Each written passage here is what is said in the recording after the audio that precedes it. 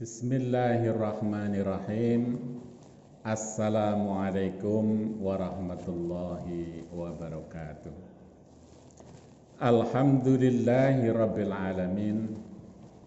Ashhadu an la ilaha illallah wa ashhadu anna muhammadar rasulullah. Allahumma salli ala sayyidina Muhammad wa ala alihi wa sahbihi ajma'in. Kepada Bapak Kepala Sekolah yang saya hormati, Bapak Ibu serta Bapak Ibu guru serta karyawan yang saya hormati pula, puji syukur biqauli alhamdulillahirabbil alamin. Pada kesempatan kali ini kita bersama-sama untuk mengadakan suatu kegiatan MPLS yang kebetulan jadwal saya adalah mengisi materi tentang Azwaja An-Nahdiyah, Ahli Sunnah wal Jamaah An-Nahdiyah. Para peserta MPLS yang saya cintai sekaligus yang saya banggakan. Sebagaimana kita ketahui bersama bahwa SMK Ma'arif NU Bobotsari adalah sekolah yang berada di naungan Nahdlatul Ulama. Sehingga SMK Ma'arif NU Bobotsari adalah sekolah NU. Dengan demikian, maka seluruh siswa, seluruh guru dan karyawan yang berada di lingkungan SMK Ma'arif NU Bobotsari, yaitu para pelaksana, para kader Nahdlatul Ulama. Oleh karena itu, di dalam kegiatan MPLS ini wajib hukumnya untuk diberikan materi azwaja, yaitu ahli sunnah wal jamaah an-nahdiyah. Sebagaimana pula untuk siswa, bahwa siswa SMK Ma'arif NU Bobotsari seluruhnya adalah anggota IPNU bagi siswa laki-laki dan anggota IPPNU untuk siswa perempuan. Jadi seluruh siswa adalah anggota OSIS sekaligus anggota IPNU maupun IPPNU. Oleh karena itu, para siswa, para peserta MPLS yang saya cintai, kegiatan MPLS materi tentang azwaja hendaknya kalian perhatikan baik-baik demi lancarnya ilmu yang akan kalian serap. Di dalam materi azwaja ini, yang pertama akan kita sajikan yaitu tentang sejarah organisasi Nahdlatul Ulama, sejarah berdirinya NU. Tentunya sejarah berdirinya NU itu tidak bisa lepas dari gonjang-ganjing, dari prahara yang terjadi di Timur Tengah. Dalam hal ini di Hijaz atau di Arab Saudi. Ketika itu faham yang mengatasnamakan pemurnian agama, yaitu faham Wahabi, sedang gencar-gencarnya melakukan aksi. Wahabi berusaha untuk merombak apa yang sudah menjadi tatanan budaya umat Islam, dengan isu pemurnian, maka segala apa yang terjadi jika tidak sesuai dengan zaman Nabi itu dicap dengan istilah bid'ah. Dan apapun yang tidak sesuai itu harus dihancurkan. Inilah yang menjadi pemicu, yang menjadi keprihatinan para ulama, para kiai seluruh dunia, khususnya yaitu para kiai, para ulama yang berada di Nusantara atau Indonesia. Rencana-rencana pemurnian agama kadang terlalu atau terlampau kasar. Tidak ada unsur pendidikan. Para siswa peserta MPLS yang saya cintai sekaligus saya banggakan, bahwasanya gerakan Wahabi di dalam aksinya yaitu pemurnian agama, isu pemurnian agama, para siswa peserta MPLS yang saya cintai sekaligus yang saya banggakan, bahwa gerakan Wahabi di dalam isunya dalam rangka pemurnian agama sering melakukan hal-hal yang melampaui batas, melakukan kekerasan, melakukan pembongkaran terhadap situs-situs yang begitu penting bagi umat Islam dan lain-lain, sehingga menimbulkan banyak gejolak, menimbulkan protes dari kalangan umat Islam seluruh dunia, termasuk dari Indonesia atau dari Nusantara. Para kiai dan ulama mengajukan protes keberatan atas aksi-aksi yang dilakukan oleh kaum Wahabi tersebut. Maka ada beberapa tokoh ulama yang berniat untuk melakukan protes kepada kerajaan Arab Saudi. Kelompok inilah yang menjadi cikal bakal berdirinya NU, yaitu Komite Hijaz. Kemudian yang berikutnya,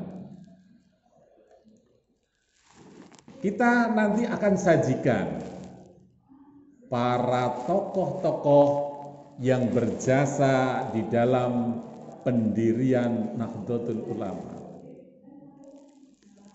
Selanjutnya, nama dan lambang NU akan kita bahas bersama.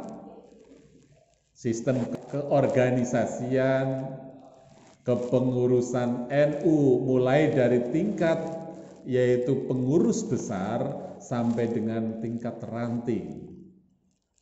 Kemudian perangkat-perangkat organisasi yang ada di dalam NU itu apa saja. Yang selanjutnya, keanggotaan NU. Kemudian yang berikutnya, kiprah perjuangan NU di masa kemerdekaan. Perjuangan NU dalam melawan penjajah. Perjuangan NU dalam melahirkan negara kesatuan Republik Indonesia. Dan kiprah NU dalam era pembangunan serta NU pada masa reformasi. Itulah yang akan sama-sama kita bahas, yang sama-sama kita akan ikuti. Oleh karena itu, marilah kita ikuti bersama sajian tentang materi Ahli Sunnah wal Jamaah Ahmadiyah. Silakan.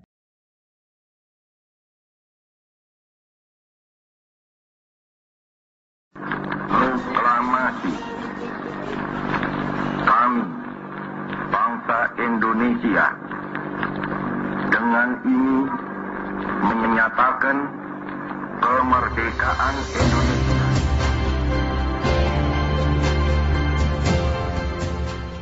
Masa yang dinanti selama ratusan tahun itu akhirnya datang juga.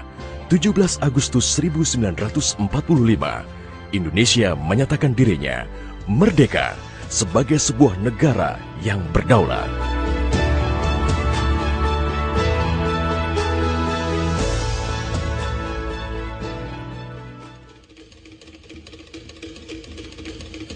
Namun, belum genap 1 bulan usia kemerdekaan, Indonesia langsung mendapat cobaan yang berat. Tentara sekutu yang di dalamnya ada tentara Belanda mendarat di Jakarta dan kota-kota besar lainnya di Indonesia. Bung Karno dan Bung Hatta berupaya melakukan upaya diplomatik untuk mendorong tentara sekutu bekerja profesional, hanya mengurus tahanan saja dan tidak mengutak-ngatik status kemerdekaan Republik Indonesia. Namun, upaya itu tidak membuahkan hasil. Bung Karno galau. Ia menghitung jika sampai terjadi peperangan, secara matematis tidak akan mungkin bisa mengalahkan sekutu. Persenjataan mereka jauh lebih lengkap dan keahlian militernya lebih memadai. Atas saran Jenderal Besar Sudirman, Bung Karno diminta mengirim utusan khusus kepada Roisul Akbar Nahdlatul Ulama, Hadratus Syekh Kiai Haji Hashim Asy'ari di Pondok Pesantren Tebu Ireng, Jombang. Tujuannya meminta fatwa Kiai Hashim tentang hukumnya berjihad membela negara yang notabene bukan negara Islam seperti Indonesia. Kiai Hashim lantas memanggil Kiai Haji Wahab Hasbullah dari Tambak Beras, Jombang. Kiai Wahab diminta mengumpulkan ketua-ketua NU se-Jawa dan Madura untuk membahas persoalan ini. Bukan hanya itu, Kiai Hashim juga meminta kiai-kiai utama NU melakukan sholat istikharah, salah satunya Kiai Abbas dari Buntet, Cirebon, Jawa Barat. 21 Oktober 1945, seluruh delegasi NU se-Jawa dan Madura telah berkumpul di kantor pusat Ansor di Jalan Bubutan, Surabaya. Kiai Hashim memimpin langsung pertemuan tersebut dan kemudian dilanjutkan oleh Kiai Wahab. Setelah melalui diskusi yang cukup panjang dan mendengarkan hasil istikharah para kiai utama NU, esok siangnya, tanggal 22 Oktober 1945, pertemuan menghasilkan 3 rumusan penting yang kemudian dikenal dengan istilah Resolusi Jihad NU. Pertama, setiap muslim, tua, muda, dan miskin sekalipun, wajib memerangi orang kafir yang merintangi kemerdekaan Indonesia. Kedua, pejuang yang mati dalam membela kemerdekaan Indonesia layak dianggap syuhada. Ketiga, warga yang memihak kepada Belanda dianggap memecah belah persatuan dan oleh karena itu harus dihukum mati. Dokumen resolusi jihad ditulis dalam huruf Arab Jawa atau pegon, ditandatangani Kiai Haji Hashim Asy'ari, disebarluaskan ke jaringan pesantren, tak terkecuali kepada komandan-komandan Laskar Hizbullah dan Sabilillah di seluruh penjuru Jawa dan Madura. Dokumen resolusi jihad juga dimuat di sejumlah media massa pergerakan masa itu.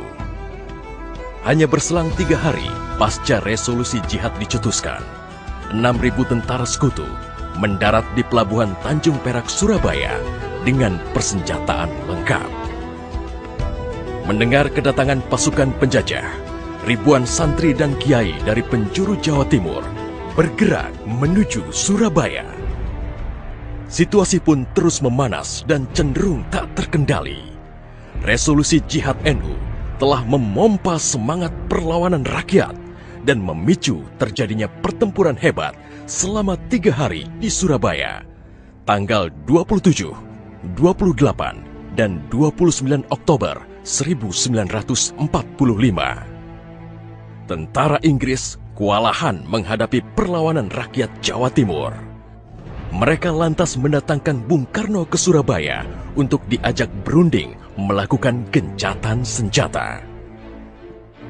Pagi hari tanggal 30 Oktober, gencatan senjata ditandatangani pemerintah Indonesia dan Inggris.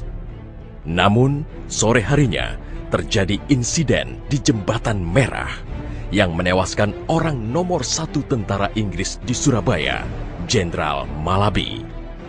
Gencatan senjata pun langsung berakhir. Pengganti Malabi, Jenderal Robert Munser, mengultimatum Laskar Pejuang dan tentara Indonesia agar menyerahkan senjata kepada Inggris paling lambat 10 November 1945. Jika tidak, Inggris mengancam akan membumi hanguskan Surabaya. Mendengar ancaman itu, para komandan Laskar Hizbullah, Sabilillah, Mujahidin, TKR, dan para santri marah besar. Seorang pemuda bernama Sutomo atau yang dikenal dengan Bung Tomo sowan kepada Kiai Hashim. Ia meminta izin kepada Kiai Hashim untuk menyiarkan dan menyebarluaskan resolusi jihad melalui radio. Bismillahirrahmanirrahim. Merdeka! Saudara-saudara penduduk kota Surabaya, kita semuanya telah mengetahui bahwa hari ini tentara Inggris telah menyebarkan pamflet-pamflet yang memberikan suatu ancaman kepada kita semua. Kita diwajibkan untuk dalam waktu yang mereka tentukan menyerahkan senjata-senjata yang telah kita rebut dari tangannya tentara Jepang. Tetapi inilah jawaban kita. Selama banteng-banteng Indonesia masih mempunyai darah merah yang dapat membuat setarik kain putih, merah dan putih, maka selama itu tidak akan kita mau menyerah kepada siapapun juga. Allahu Akbar, Allahu Akbar, Allahu Akbar. Merdeka! Pertempuran 10 November membuat malu tentara Inggris. Target mereka menguasai Surabaya dalam waktu 3 hari tak terbukti. Bahkan di hari yang kedua, Inggris kehilangan Jenderal Robert Munser. Artinya, dalam 1 bulan menghadapi arek-arek Surabaya, mereka sudah kehilangan 2 jenderal terbaiknya. Perang Surabaya berlangsung selama 3 minggu. Takbir dan pekik merdeka menggema selama pertempuran berlangsung.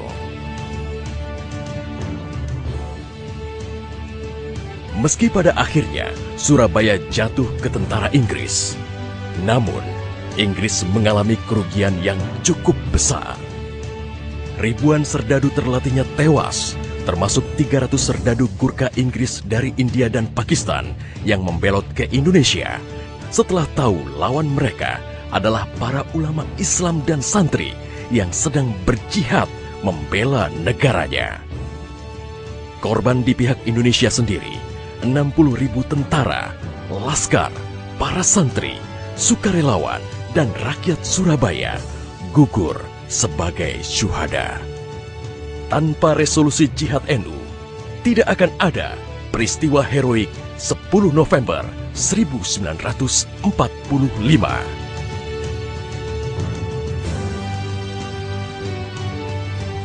Artinya silahkan, mari kita berperang. Mati syahid. Kalau hidup kita akan menjadi bangsa yang merdeka.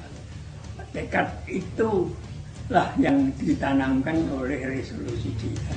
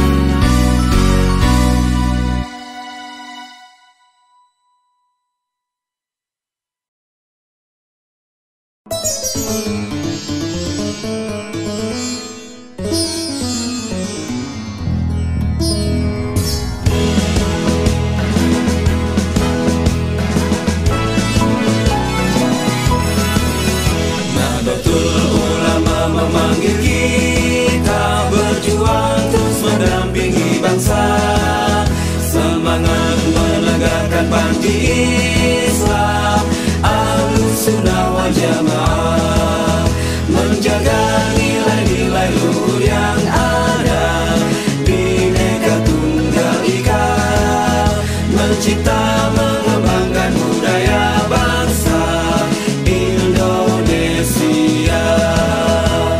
Bersama umat, bersama rakyat, membangun nusa dan bangsa. Al-Quran, hadis, ijma dan qiyas menjadi pedoman untuk melangkah. Nahdlatul Ulama memanggil kita berjuang terus mendampingi bangsa. Semangat menegakkan panji Islam Ahlus Sunnah wal Jamaah, menjaga nilai-nilai luhur yang ada, Bhinneka Tunggal Ika, mencipta mengembangkan budaya bangsa Indonesia. Al-Muhafazatu 'alal Qawlin Shalih wa ahlu biljadil aslah. Al-Muhafazatu 'alal Qawlin Shalih wa ahlu biljadil aslah.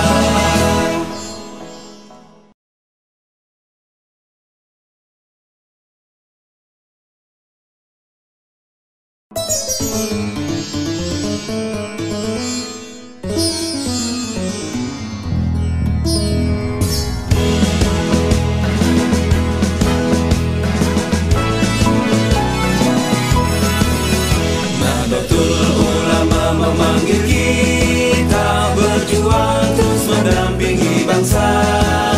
Semangat menegakkan panji Islam Ahlus Sunnah wal Jamaah, menjaga nilai-nilai luhur yang ada, Bhinneka Tunggal Ika, mencipta mengembangkan budaya bangsa Indonesia.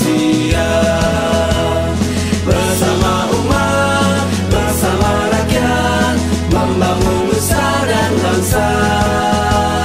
Al-Quran, hadis, ijma dan qiyas menjadi pedoman untuk melangkah.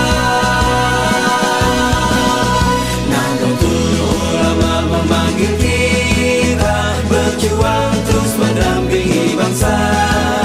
Semangat menegakkan panji Islam Ahlus Sunnah wal Jamaah, menjaga nilai-nilai luhur yang ada, Bhinneka Tunggal Ika, mencipta mengembangkan budaya bangsa Indonesia.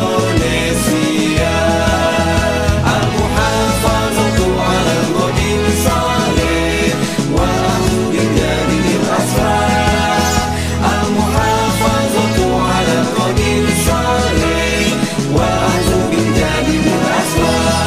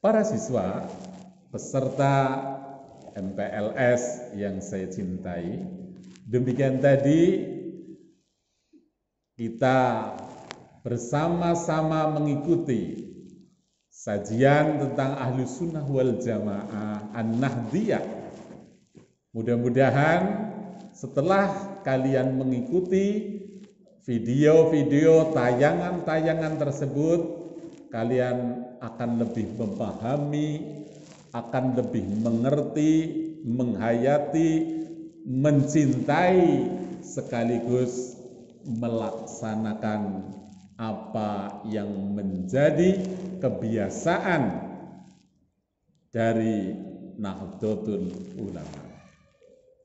Yang terakhir, saya mohon kepada kalian untuk membuat resume atas apa yang telah kalian lihat, atas apa yang telah kalian perhatikan, kalian tonton. Silakan dibuat resume dan segera dikumpulkan besok. Demikian, terima kasih. Mudah-mudahan ada manfaatnya. Lain waktu akan kita sambung kembali. Wallahul muwaffiq ila aqwamit thoriq. Wassalamualaikum warahmatullahi wabarakatuh.